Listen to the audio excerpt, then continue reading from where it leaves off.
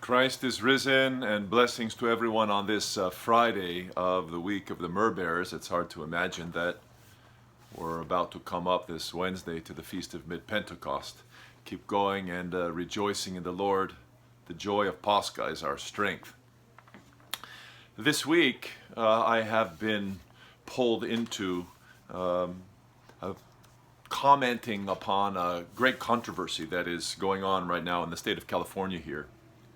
Yesterday I was interviewed by a local media outlet about the new sex education guidelines, the new health curriculum that our state California Board of Education and Department of Education is presenting, most of which is absolutely mandatory to the school districts throughout our state. It's no surprise that California is full of leaders who have no respect for tradition, no respect for religion, or certainly moral norms. That's clear. But this new curriculum is really just atrocious, and it's affecting many, many people, and thank God many are rising up to vocally protest. What is it all about? So I recently obtained copies of the curriculum and studied them and read through them, making lists of what's being promoted.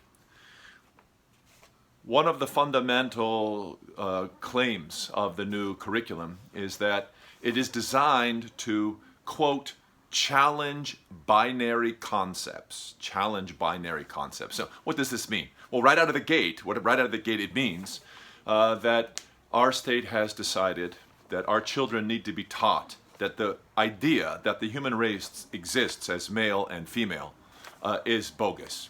It's bogus. It's a binary concept that has to be set aside. But it goes on to mean a lot more than that. It's not just challenging binary concepts. It's going on to promote, to legitimize, to normalize, to remove any religious, moral, social taboo from the following subject matter. I wrote this down as I went through the curriculum, what exactly they were trying to promote under this concept of challenging binary concepts. So get this.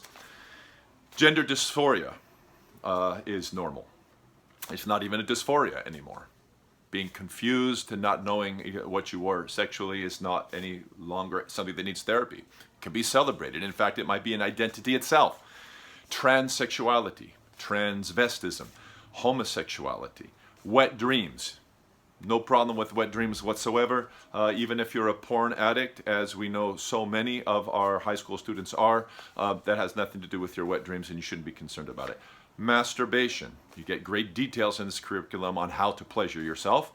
Anal sex. Clear guidelines on what kind of lubrication to use and how normal it is. Birth control, abortion, sadomasochism, and much more, which are all now presented as basic, legitimate sexual options for all students to seriously consider. And the whole package, of course, has to be presented from kindergarten on. Of course, in supposedly age-appropriate ways, but if you think suggesting to a 5-year-old that they don't really know whether they're male or female and that they really have to decide what they are, if you think that that is age-appropriate or appropriate ever, well, there you have it. There you have it. That's how nuts this is. What it really means for us here in our state, and of course in many other places where this is being promoted, it means radical sexual anarchy is what it means. And it means aggressive indoctrination, because these things aren't being suggested. In fact, even the opt-out possibilities are being reduced, such that if this new curriculum passes and gets enforced, parents will not be able to opt their children out of the LGBTQ material. You have to have your children indoctrinated by the LGBTs. Basic, according to our State Board of Education. What it means, though, of course, is rejecting basic biology, rejecting creation, arguing that the very reality of male and female is simply a social construct that is very fluid, so malleable that even doctors, evidently, and parents are only guessing at the sex of their children and at the gender of their children when they're born. This is what we're asked to believe. This is the lunacy of our leadership. I came up with some synonyms in my mind. Synonyms for challenging binary concepts. What might some synonyms be? How about challenging God? How about challenging creation? How about challenging nature? How about challenging your grandparents? How about challenging your conscience? How about challenging your pastor? How about challenging your church? How about challenging religion? How about challenging the collective wisdom of the human race? How about challenging history? All of those things are basic synonyms. All of those things are really what's going on when you hear that our educational leaders in our public school system, our board, want to challenge binary concepts. How sad. How sad.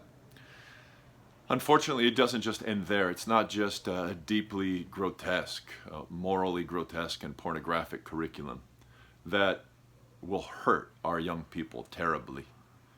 But it also is full of the most egregious hypocrisy.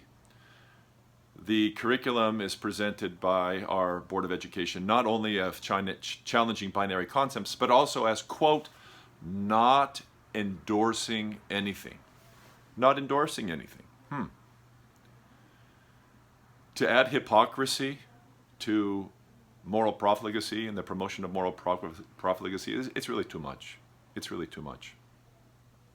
To use our tax dollars and the force of law to shove the LGBTQ agenda down our throats, to take the sexual revolution and force feed it to our young people, to demonize their own families and their own religious traditions. You know, something like 75% of all of the students in the state of California schools come from religious backgrounds, something like 75%. It's simply atrocious. It's simply atrocious. And of course, throughout the curriculum, there are many places in the different lessons where children are directed to consult with trusted adults. These include teachers. I would say that's the most common referent. Teachers, counselors, physicians, nurses. Goodness gracious, they even encourage kids to talk to pharmacists. But you know what they never say? Where they never suggest as a trusted adult? A pastor. No pastor, no rabbi, no imam, nothing.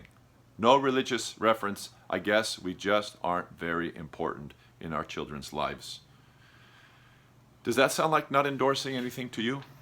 Does a curriculum that promotes the normalization of this grotesque perversion sound like not endorsing something to you?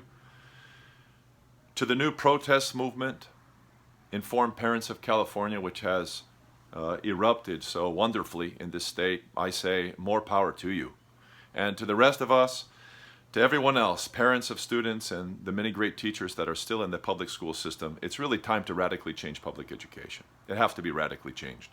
And if it won't be changed, to take into account the convictions of the parents, if a system of greater options for parents doesn't arise, if we can't get our educators and our politicians to accommodate us, and they've shown no interest in providing options for parents or school choice, if that's not the case, we should abandon them wholeheartedly, 100% abandon them, and embrace instead private education, religious education, church education, homeschooling, or some hybrid of the many hybrids that are arising in our state.